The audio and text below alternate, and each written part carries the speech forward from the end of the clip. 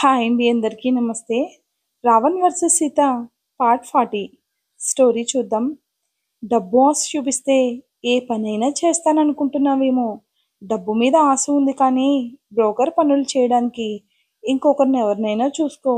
మళ్ళీ ఎప్పుడు నాకు కనిపించుకో అంటూ నీ మీద నాకు ఒక మంచి ఒపీనియన్ ఉంది. ఆ ఒపీనియన్ కాస్త ఇప్పుడు నువ్వు మాట్లాడిన మాటలతో పోయింది. ప్రతిదీ డబ్బుతో కొనాలని ఎప్పుడూ చూడకు. డబ్బు ఈరోజే ఉంటాయి, రేపు పోతాయి. అంతేకాని వస్తున్న ఆస్తి కోసం ఎవరో పరాయి వ్యక్తిని భర్తగా నటించమని అడగకు. నన్ను అడిగావు కాబట్టి నేను చెయ్యనని చెప్పాను. అదే ఇంకొకరిని అడిగి ఉంటే అతను వస్తున్న ఆస్తిని నిన్ను కూడా వాడుకుని వదిలేస్తాడు. ప్రస్తుతం ప్రపంచం అలాగే ఉంది. కాస్త జాగ్రత్తగా ఉండు. ఇంతకన్నా సజెషన్స్ నేనేం ఇవ్వలేను. ఇప్పటికే నా టైం చాలా వేస్ట్ అయిపోయింది. ఇకనైనా నువ్వు నన్ను వదిలితే నా పని నేను చేసుకోవాలి అంటూ తనను పక్కకి జరిపి వెళ్ళిపోతాడు రాఘవ్. తను ఎంత చెప్తున్నా వినిపించుకోకుండా అదే దిగులుతో, బాధ, విచారంతో ఆఫీస్కి వెళ్తుంది పాపం సీత. ఎందుకంటే తనకి ఇంటికి వెళ్ళడం ఇష్టం లేదు కాబట్టి. ఏమైంది సీత? ఏంటి అంత త్వరగా ఆఫీస్కి వచ్చావు? ఇక్కడ ఎలా ఉంది? ఇంకొక 2 రోజులు అక్కడే ఉండి ఆమెను సరిగా చూసుకోవాల్సింది. హడావిడి పడుతూ ఆఫీస్కి రావడం ఎందుకు చెప్పు అని అంటాడు కౌశిక్. ఏంటో అన్నయ్య, ఏం అర్థం కావడం లేదు. అసలు ఏం జరుగుతుందో కూడా అర్థం కావడం లేదు. ఏమైంది సీత? ఎందుకలా మాట్లాడుతున్నావు అంటాడు కౌశిక్. కేవలం పెళ్లి కోసం అమ్మమ్మని నాటకం ఆడమని పృథ్వీ గారు చెప్పడం ఏమిటి అంటే పృథ్వీ గారు నా ఎమోషనల్తో ఆడుకున్నారని అర్థమవుతుంది. అంత తొందరపడ్డం దేనికి? కొద్ది రోజులాగితే నేనే పెళ్లికి ఒప్పుకుంటానేమో, చెప్పలేము కదా. అలాంటిది ఇంత త్వరపడుతూ పెళ్లికి ఒప్పించాల్సిన ప్రయత్నాలు దేనికోసం చేస్తున్నారు? దాని వెనక ఏదైనా రీజన్ ఉందా అని ఆలోచిస్తుంది సీత. ఆలోచిస్తుంటే మెదడు పనిచేయడం లేదన్నయ్య. అందులో పృథ్వీ గారు ఎవరితో ఫోన్ మాట్లాడడం విన్నాను. నేను తలుచుకుంటే పెళ్లికి ఒప్పుకోకుండా ఉంటుందా అని నవ్వుతూ ఆయన చెప్పడం విన్నాను. ఆ నవ్వులో ఏదో తెలియని తేడా కనిపిస్తుందన్నయ్య అని చెప్తుంది. అది పృథ్వీ గారు కాదు. ఇన్ని రోజులు నేను చూసిన పృథ్వీ గారు వేరు, ఇప్పుడు కనిపిస్తున్న పృథ్వీ గారు వేరు అనిపిస్తుంది. ఏంటి సీత అలా మాట్లాడుతున్నావు? పృథ్వీ గురించి మనకు తెలిసిందే కదా. అతను చాలా మంచివాడు. ఓకే. కానీ ఏ రోజైనా రావణ్ గారు పృథ్వీ మంచివాడని మీకేమైనా చెప్పారా అన్నయ్య అని అంటుంది. వాడెందుకు చెప్తాడు చెప్పు? నువ్వంటే వాడికి చాలా ఇష్టం. అలాంటిది నీతో పృథ్వీ మాట్లాడుతూ ఉంటే వాడికి ఇష్టం ఉండదు కదా. అలాంటిది పృథ్వీని ఎలా నమ్ముతాడు సీత? నువ్వు పృథ్వీతో మాట్లాడితేనే నచ్చదు వాడికి. అందుకే మా మధ్య ఎప్పుడూ అతని టాపిక్ రాలేదు. ప్రతిసారి పృథ్వీ గారి గురించి రావణ్ గారు టాపిక్ తీసుకుని వచ్చారు. నా మనసులో ఏముందో తెలుసుకునే ప్రయత్నంలో పృథ్వీ గారిని తీసుకుని వచ్చి ఉండొచ్చు. అంటే ఆయనకి ఏమైనా తెలుసా? నాతో ఏమైనా చెప్పాలనుకుంటున్నారా? అర్థం కావడం లేదన్నయ్య. అవన్నీ నువ్వు భూతద్దంలో పెట్టి చూస్తున్నావు సీత. అందుకే నీకు అలా అనిపిస్తుంది. అర్థం చేసుకుంటే ఆయన ఎంత మంచివాడు నీకే తెలుస్తుంది కదా. పెద్దవాళ్ళు ఎప్పుడూ చెప్తూ ఉంటారు, కళ్ళతో చూసినవి చెవులతో విన్నవి నిజాలైపోవని. ఇది కూడా అంతేనేమో అన్నయ్య. ఇప్పుడు మాత్రం నేను పెళ్లి చేసుకోవడానికి సిద్ధంగా లేను. అమ్మమ్మ మాత్రం పెళ్లికి నన్ను ఒప్పించింది. పెళ్లి ప్రయత్నాలు కూడా వాళ్ళు మొదలు పెట్టేశారు. అందుకే చెప్తున్నాను, నాకు ఒక నెలవు గడువు ఇవ్వాలి. పృథ్వీ గారు ఎలాంటి వాళ్ళు నేను తెలుసుకోవాలి. పూర్తిగా ఆయన గురించి నాకు సందేహం వచ్చింది.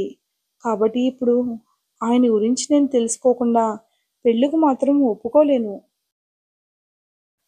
ఇప్పుడు 1 మంత్ గడువు అడిగితే అమ్మమ్మ వాళ్ళు అస్సలు ఒప్పుకోరు. కాబట్టి నేను రాఘవ్ గారిని నా భర్తగా నటించమని అడిగి ప్రాధేయపడ్డానన్నయ్య. ఎంత డబ్బు కావాలంటే అంత డబ్బు ఇస్తానని కూడా చెప్పాను.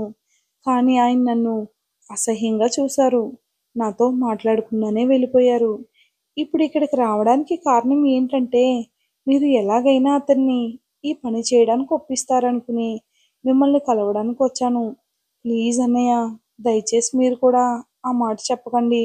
నాకు ఈ నెల రోజులు చాలా విలువైనవి. అర్థం చేసుకుంటారని అనుకుంటున్నాను. నన్ను చెల్లెలుగా ఎంతో మంచిగా ఆదరిస్తారు కాబట్టి, ఈ చెల్లి మనసు తెలుసుకునే ప్రయత్నం చేయండి అన్నయ్య అని సీత అడగడంతో ఆలోచనలో పడతాడు కౌశిక్. నిదానమే ప్రధానం.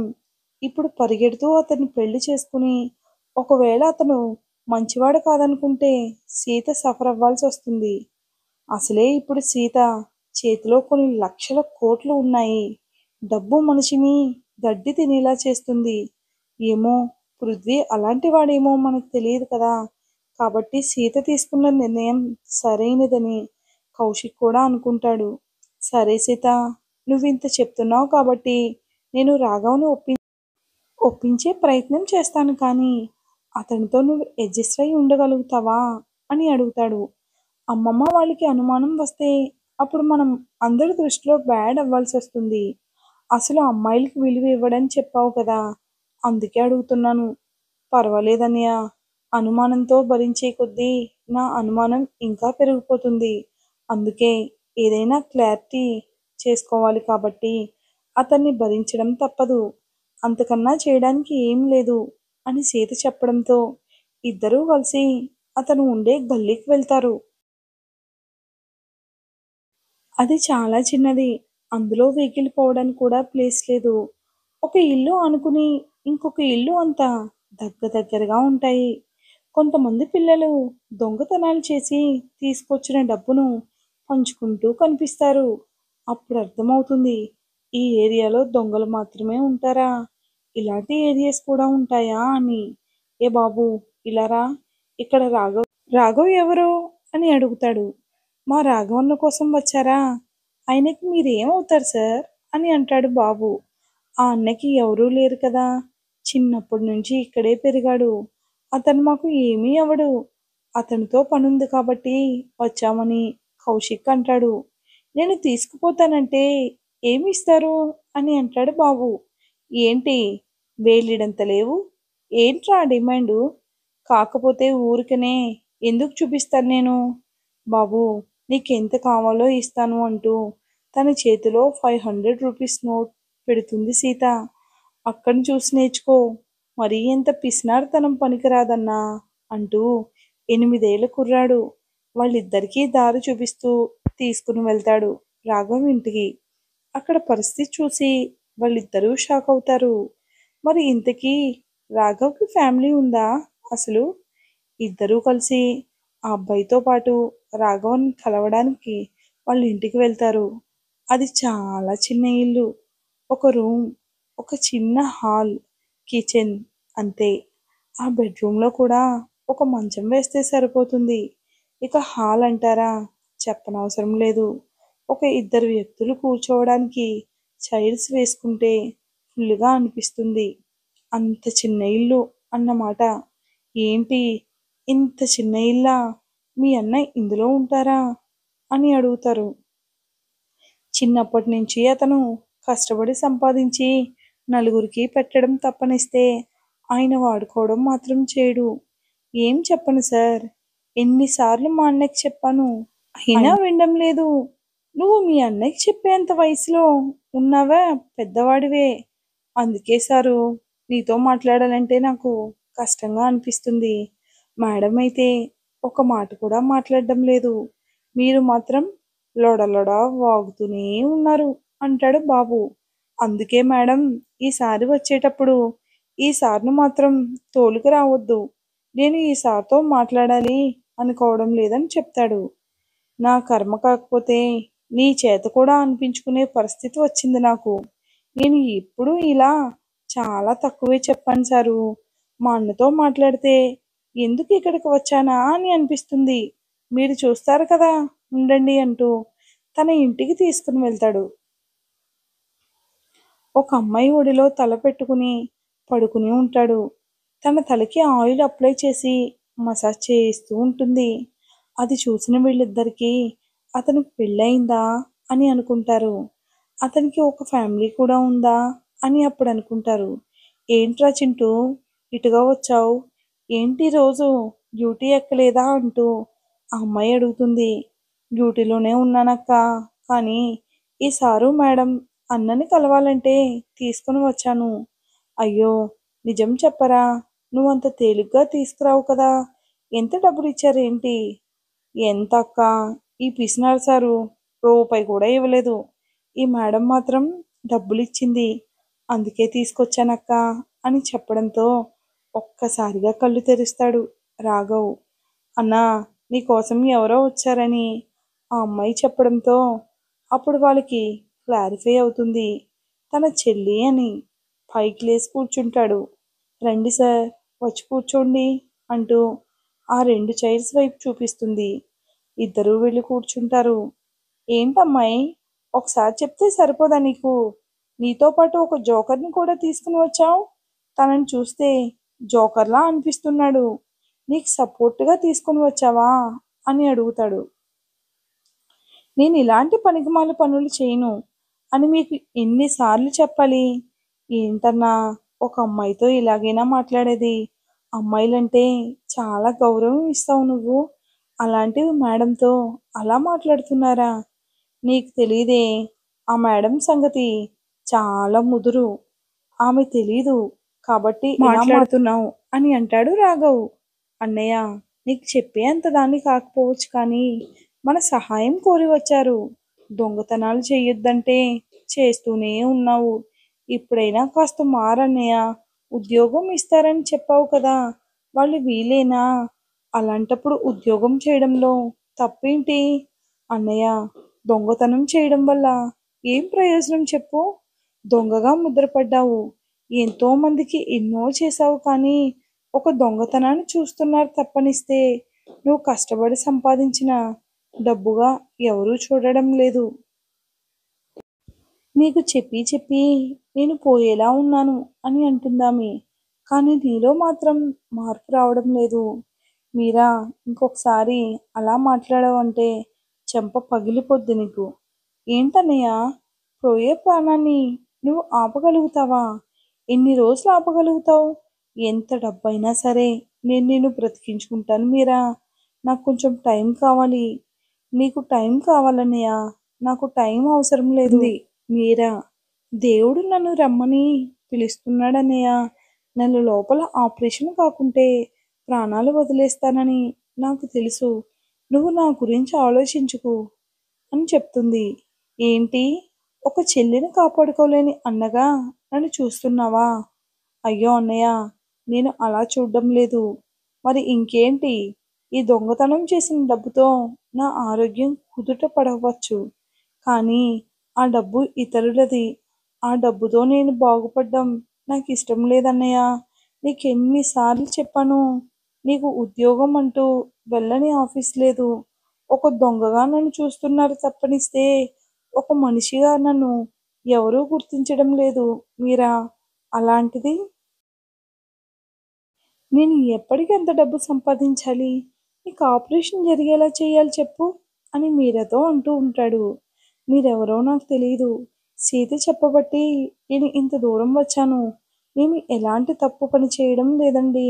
మా గురించి నీకు చెప్పడానికి వచ్చాము. అసలు ఏం జరిగింది? ఎందుకు మిమ్మల్ని వెతుక్కుంటూ ఇంత దూరం వచ్చాం? మాకొక 5 నిమిషాలు కేటాయించి ఓపిగ్గా వింటారని అనుకుంటున్నాము అని చెప్తాడు కౌశిక్. తన పేరు సీత. తన భర్త పేరు రావణ్. వాడు నాకు చాలా క్లోజ్ ఫ్రెండ్ అని చెప్పలేను కానీ కలిసి పెరిగిన, కలిసి చదువుకున్నాము. కలిసి కంపెనీలో వర్క్ కూడా చేశాము. ఇప్పుడు బిజినెస్ స్థాపించాడు. అందులో తనతో పాటు వర్క్ చేస్తున్నాను నేను. అతని గురించి ఎంత చెప్పినా తక్కువే అవుతుంది. ప్రేమించి పెళ్లి చేసుకున్నాడు సీతను. ఇప్పుడు ఆ సీతను వదిలేసి వెళ్ళిపోయాడు అని అనుకోలేదు. వాడు వెళ్ళలేదు. వెళ్ళేలా చేశారు కొంతమంది. క్రూరంగా వాడిని చంపి నాకు దూరం చేశారు. ఇప్పుడు సీతకి పెళ్లి పనులు మొదలుపెట్టారు. ఇంట్లో వాళ్ళు అతను మంచివాడో చెడ్డవాడో అర్థం కాని ప్రశ్న మాకు. ఈ నెల రోజులు గడువు తనకి. నువ్వు భర్తగా నటిస్తే అసలు అతను ఏం ఆశిస్తున్నాడు? ఎందుకు సీతతో పెళ్లికంత తొందరపడుతున్నాడని మాకు కూడా క్లారిటీ వస్తుంది. అలాగే మా రావణ్ ఈ స్థితికి రావడానికి కారణమైన వాళ్ళకి గట్టిగా గుణపాఠం చెప్పాలి. తిరిగి కోలుకోలేనట్టు గుణపాఠం చెప్పాలనుకుంటున్నాము. ప్లీజ్ దానికి మీ సహాయం కోరవచ్చాము. ఇది కూడా ఒక జాబ్ అనుకో. మంచి కోసం చేస్తున్నావు తప్పనిస్తే చెడు కోసం చేయడం లేదు. ఇక ఆస్తి గురించి ఆ అమ్మాయి నీ చుట్టూ తిరుగుతుందని నువ్వు అనుకున్నావు. చూడు, కోట్ల ఆస్తి తన పేరు మీద రాసిపెట్టాడు రావణ్. మరి అలాంటి అమ్మాయి ఏం అవసరంతో నీ దగ్గరకు వస్తుంది చెప్పు? అది ఒక అమ్మాయి లైఫ్ రాఘవ్. అర్థం చేసుకుంటావని ఇంత దూరం వచ్చాము. ఇంతకన్నా క్లియర్‌గా చెప్పలేము. అలాగే ఇది నీ జాబ్ కాబట్టి నీ చెల్లెల ఆపరేషన్ దగ్గరుండి మేము జరిపిస్తాము అని చెప్తాడు కౌశిక్. ఇది పాపపు సొమ్ము కాదు. నువ్వు జాబ్ చేస్తున్నావు కాబట్టి చెప్తున్నాను. మీ చెల్లి నా చెల్లి కాకుండా పోతుందా? ఒక బ్రదర్‌గా అడుగుతున్నాను. లేకుంటే ఒక ఫ్రెండ్‌గా అనుకో అని అతను చెప్పడంతో ఆలోచనలో పడతాడు రాఘవ్. మీరా కూడా సీతపై జాలిగా చూస్తుంది. నాకు ఆలోచించుకోవడానికి సమయం కావాలని రాఘవ్ రాఘవ్ అంటాడు. నీకు ఎంత టైం కావాలో తీసుకో కానీ 24 అవర్స్ గంటల లోపల నీ నిర్ణయం ఏమిటో తెలియపరుస్తావని ఎదురు చూస్తూ ఉంటాము అని వాళ్ళ విజిటింగ్ కార్డ్ అతని చేతికి ఇస్తాడు రాఘవ్. నీ ఫోన్ కాల్ కోసం ఎదురు చూస్తూ ఉంటాను. ఇక వెళ్దామా సీత అని తనతో అనడంతో సీత పైకి లేస్తుంది. ఆ అమ్మాయి సీత వైపు నవ్వుతూ చూస్తుంది. సీత కూడా తన వైపు చూసి నవ్వుతుంది. వెళ్ళొస్తాను అని చెప్పి బయలుదేరుతారు వాళ్ళు. మరి రాఘవ్ ఏం ఆలోచిస్తున్నాడు? తన డిమాండ్స్ ఎలా ఉండబోతున్నాయి? అసలు నిజంగా రాఘవ్ రావణ్‌లా నటిస్తాడా? ఇకపై స్టోరీ చాలా ఇంట్రెస్ట్‌గా ఉంటుందండి. ఈ స్టోరీ గనుక మీకు నచ్చినట్లయితే తప్పకుండా లైక్ చేసి, సబ్స్క్రైబ్ చేసి మన ఛానల్‌కి మరింత సపోర్ట్ ఇవ్వండి ఫ్రెండ్స్. ప్లీజ్ అండి. చాలా వరకు సపోర్ట్ కొంచెం తగ్గింది. కొంచెం సపోర్ట్ ఇస్తారని ఆశిస్తున్నాను. Thanks for watching.